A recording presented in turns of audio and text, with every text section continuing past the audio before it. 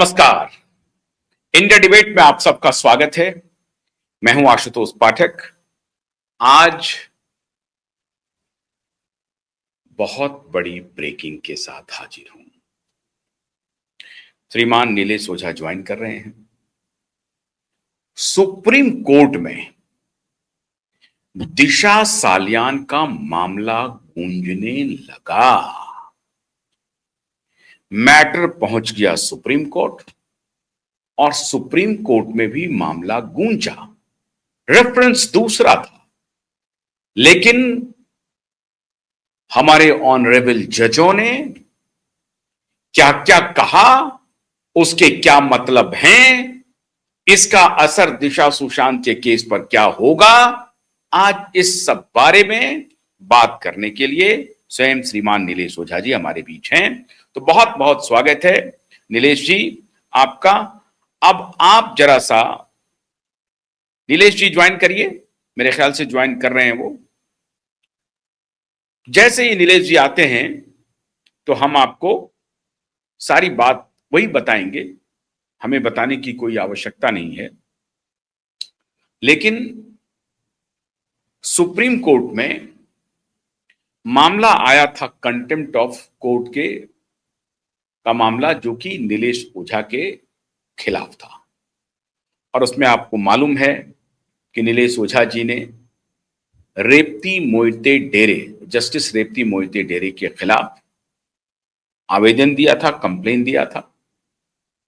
और उस कंप्लेन के बाद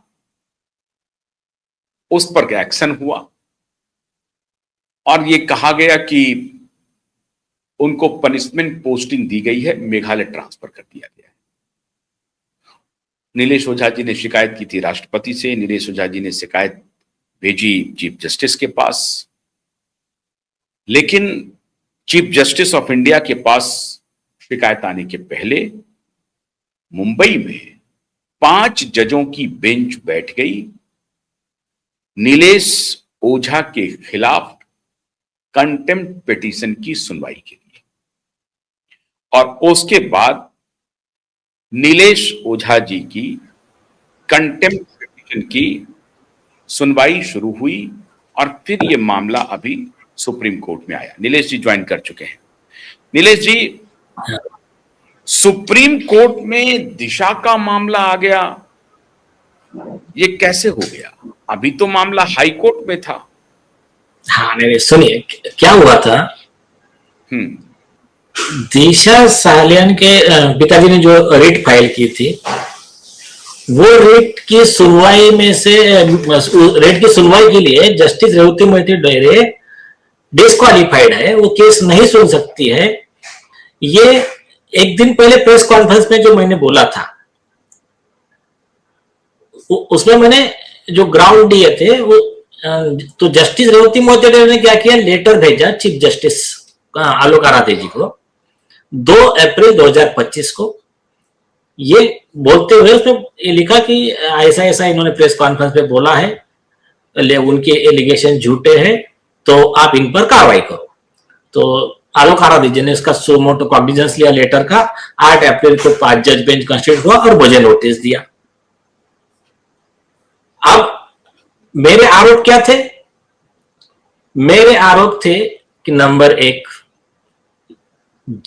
ये है महिलाओं के खिलाफ के अत्याचार का केस, जिसका स्पेशल बेंच है सारंग कोतवाल साहब का, जस्टिस रेवती मोहिते डेरे का बेंच है ही नहीं। Number 1। Number 2, justice Revati Mohite Dere ने चंदा कोचर को आईसीआईसीआई बैंक के मैटर में जमानत देने के लिए हाईकोर्ट के रिकॉर्ड की फोर्जरी की है, मतलब उसमें गलत स्टेटमेंट लिखे ऑर्डर में। उनके खिलाफ आरोप था 409 का, जिसमें उम्र कैद की सजा थी।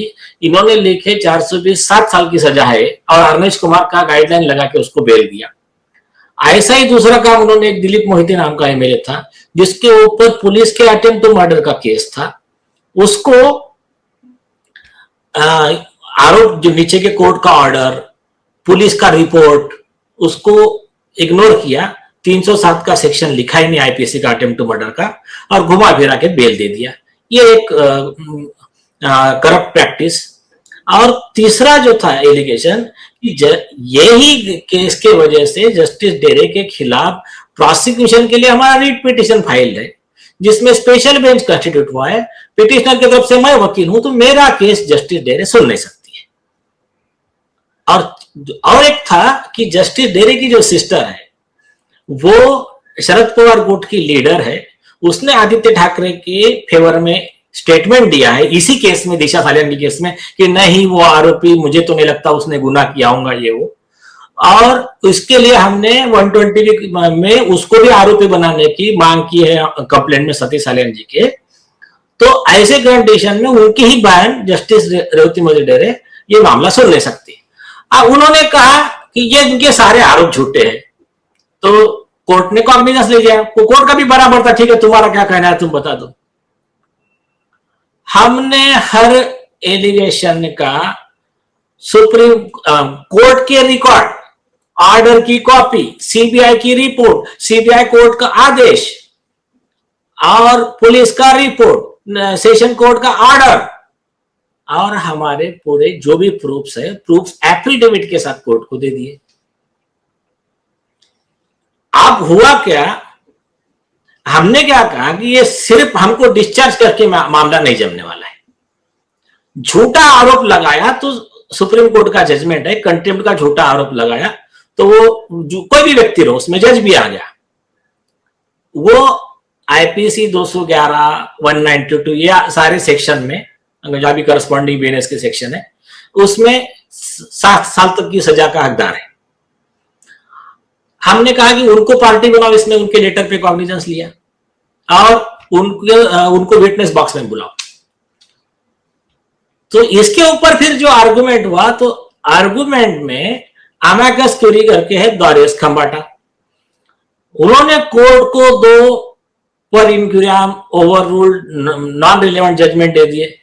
वो जजमेंट क्या कहते हैं मालूम है क्या? जज के खिलाफ के आरोप सही भी है तब भी आप उसके ऊपर आरोप नहीं लगा सकते पुराने और जजमेंट। और दूसरा जजमेंट क्या कहता है कि कंटेम्प्ट ऑफ कोर्ट एक्ट के तहत, नियम के तहत चलना हाईकोर्ट को बाइंडिंग नहीं है। हाईकोर्ट को कोई नियम लागू नहीं होते, वो अपने मनमाने तरीके से कुछ भी आदेश पारित कर सकता है। या ऐसा एक जजमेंट है और उसको वो वकील साहब ने कोर्ट के सामने दिया। मैंने फिर कॉन्स्टिट्यूशन बेंच के 7 बेंच के जजमेंट दिया, मैंने कहा साहब ये ओवररूल जजमेंट है, स्टैट्यूटरी अमेंडमेंट आ गया। और इंडियन एक्सप्रेस के मेरे सुब्रमण्यम स्वामी का वर्सेस अरुण शौरी का केस है, उसमें ट्रूथ एज ए डिफेंस के बाद कॉन्स्टिट्यूशन बेंच ने और क्लियर किया, अगर जज की या कोर्ट की बदनामी हो रही है लेकिन अगर सच है तो वो कंटेम्प्ट नहीं हो सकता, बल्कि ये लार्जर जनता के हित में है, लार्जर इंटरेस्ट है कि ऐसी चीजें बाहर लाई जाए। और सीएस कर्नन में भी वही बात लिखी। अभी लेटेस्ट 2026 में जस्टिस पार्डीवाला साहब और जस्टिस के वी विश्वनाथ साहब ने एक लैंडमार्क जजमेंट दिया, आज तक की हिस्ट्री का सबसे बढ़िया जजमेंट। उन्होंने क्लियर कर दिया, अगर जज के खिलाफ के आरोप गलत है तो कंप्लेंट करने वाला वकील दोनों पे कार्रवाई करो। अगर आरोप सही है तो जज के ऊपर डिसिप्लिनरी एक्शन, तो सस्पेंशन, डिसमिसल वो तो करो ही, साथ में उसके ऊपर क्रिमिनल प्रोसिक्यूशन भी ऑर्डर करो। एकदम सही। अभी अगर मेरे आरोप गलत है तो मुझ पर कार्रवाई होगी, मेरे आरोप सही है तो जज पर कार्रवाई। यही तो हम पहले दिन से कह रहे थे। ये लेकिन अभी इन्होंने देखा कि मैं प्रूफ दे रहा हूं तो दोषेश खंबाटा केस लेकर आ गए। नहीं, प्रूफ नहीं लेने के, प्रूफ देखने के नहीं सिर्फ बोल दिया यही गुनाह है। जज ये हो गए, प्रोफेट हो गए, भगवान हो गए कि इनके खिलाफ बोलना ही मना है। वो यशवंत वर्मा के घर में 500 करोड़ मिलेंगे, वो पूरा जस्टिस भेज देगा, वो न्यायपालिका भेज देगा, आपने बोलने का नहीं। तो ये जो है, अब हुआ क्या मैं बताता हूं। हमने एप्लीकेशन दिया, बॉम्बे हाईकोर्ट ने हमारा कहना नहीं माना। बॉम्बे हाईकोर्ट ने कहा कि नहीं, दोरेश खंबाटा ने जो जजमेंट दिया वही सही है। अच्छा, सबसे खास बात है ये केस की, एक सबसे बड़ी खास बात, जो जजमेंट दोरेश खंबाटा साहब ने दिया वो जजमेंट को बाल ठाकरे के केस में ओवररूल किया फुल बेंच ने, सुप्रीम कोर्ट। 2005 में कि कहा नहीं, हाईकोर्ट की सारी कार्रवाई ये कंटेम्प्ट ऑफ कोर्ट एक्ट के नियम से ही चलेंगी। और एक 2022 में खुद जस्टिस, जो चीफ जस्टिस चंद्रशेखर साहब है, उनका खुद का जजमेंट है कि ये कंटेम्प्ट ऑफ कोर्ट के एक्ट के नियम के तहत ही चलेंगी, उस रूल के बाहर कुछ भी अगर प्रोसीडिंग चली तो खारिज हो जाएगी। चलिए, फिर भी 5 जज बेंच ने बॉम्बे हाईकोर्ट के बोला नहीं नहीं नहीं, उनका ही कहना सही है। हमने कहा कोई बात नहीं, लेकिन हमने फिर रिकॉल एप्लीकेशन लगाया कि आपने जो फाइंडिंग दिया है ये कॉन्स्टिट्यूशन बेंच के अगेंस्ट है। तो हाईकोर्ट ने कहा कि ये वाले मुद्दे जो है वो सुप्रीम कोर्ट डिसाइड करेगा। अभी आप गौर कीजिए बात को कि ये जो मुद्दा है, सच बोलने का परमिशन है नहीं है, ये सुप्रीम कोर्ट डिसाइड करेगा। हम गए सुप्रीम कोर्ट, सुप्रीम कोर्ट ने पूरा देखने के बाद सुप्रीम कोर्ट के पूरा पिक्चर समझ में आ गया। अब ये बेंच ना उतने डेयरिंग वाले नहीं थे जस्टिस जेबी पार्टी वाला और जस्टिस विश्वनाथ की तरह, तो अभी इनको मिडवे निकालना था। तो इन्होंने मिडवे कैसा निकाला, चार बातें हमको बोल दिया। देखो, वकील ने प्रेस कॉन्फ्रेंस में एलिगेशन ऐसे लगाने के नहीं, अगर उनके पास में मटेरियल नहीं है तो जिस मैटर का उनका कोर्ट में चल रहा है उसमें प्रेस कॉन्फ्रेंस में ऐसे एलिगेशन करने के नहीं। लेकिन उसके साथ में जो पूरा दे दिया ऑब्जर्वेशन, उसमें अपना काम सॉल्व कर दिया। नंबर 1, उन्होंने कहा कि अगर आपके पास में सबूत है तो आप जज के खिलाफ में एलिगेशन कर सकते हो, वो परमिजिबल है। मतलब यहां जो हाईकोर्ट को जो भी डाउट बोलो, कंफ्यूजन बोलो या फिर जो भी बोलो, अब वो तो सब खत्म हो गया। अभी मेरे एलिगेशन सही है कि गलत है ये डिसाइड करना है हाईकोर्ट को। अब दूसरा विषय क्या किया, उन्होंने कहा कि जितने मुद्दे नीलेश ओझा ने यहां उठाए हैं सुप्रीम कोर्ट के सामने, ये सारे मुद्दे हाईकोर्ट खुद डिसाइड कर सकता है। मतलब हाईकोर्ट का वो आदेश ओवररूल कर दिया कि जिसमें हाईकोर्ट ने बोला कि सुप्रीम कोर्ट डिसाइड करेगा ये विषय।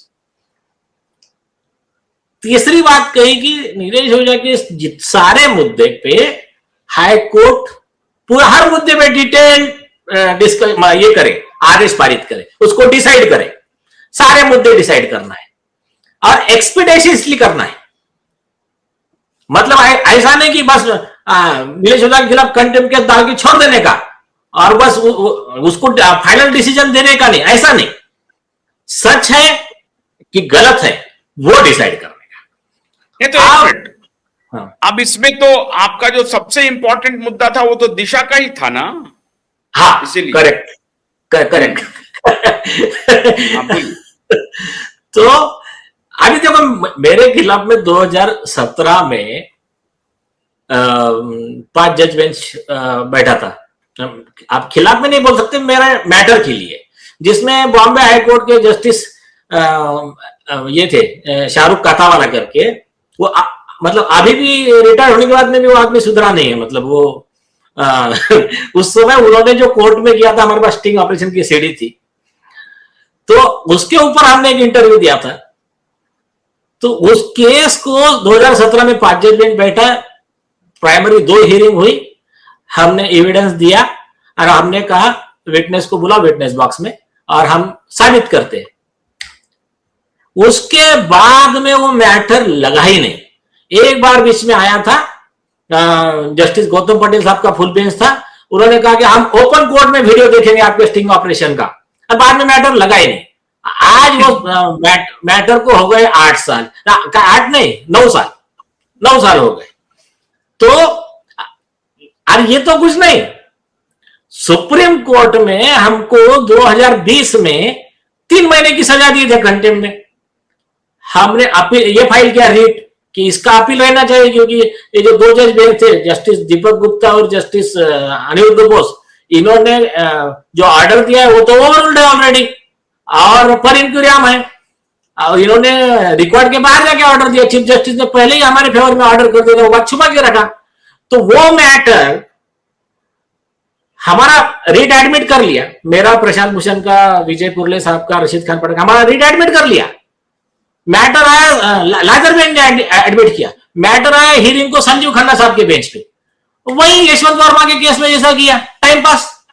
नहीं देखो बोले अभी हम आपको सुनेंगे, एक काम करो 5 महीने के बाद सुनते, ये डेट 5 महीने के बाद और बाद में मैटर कभी लिया ही नहीं, बाद में चीफ जस्टिस बने, रिटायर्ड हो गए, मैटर लिया ही नहीं, आज तक मैटर नहीं आया।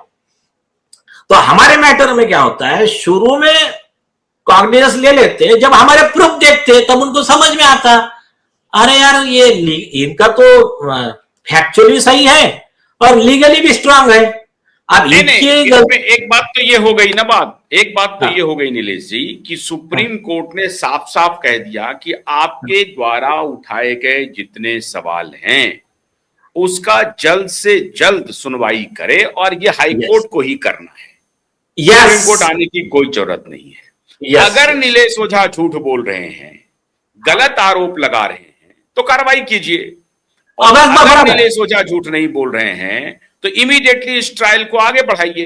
तो पहला काम तो जो चंदा कोचर का जो मामला है वो तो अलग है, वो तो वन ऑफ द रीजन है, लेकिन जो सबसे बड़ा रीजन आपने दिया था उस प्रेस कॉन्फ्रेंस में, आपने ये कहा था कि जस्टिस रेवती मोहिते डेरे की बहन एनसीपी की नेता हैं और उनके खिलाफ मैंने ऑलरेडी इसमें रिट डायल में अपने रिट में उनको मेंशन किया हुआ, उनको आरोपी बनाया है, और वो उन्होंने कहा है कि नहीं मुझे ऐसा लगता नहीं है कि आदित्य ठाकरे ने ऐसा कोई काम किया होगा। ठीक है, ये उनका वेल विशर हैं वो, तो अच्छा सोचती होंगी वो।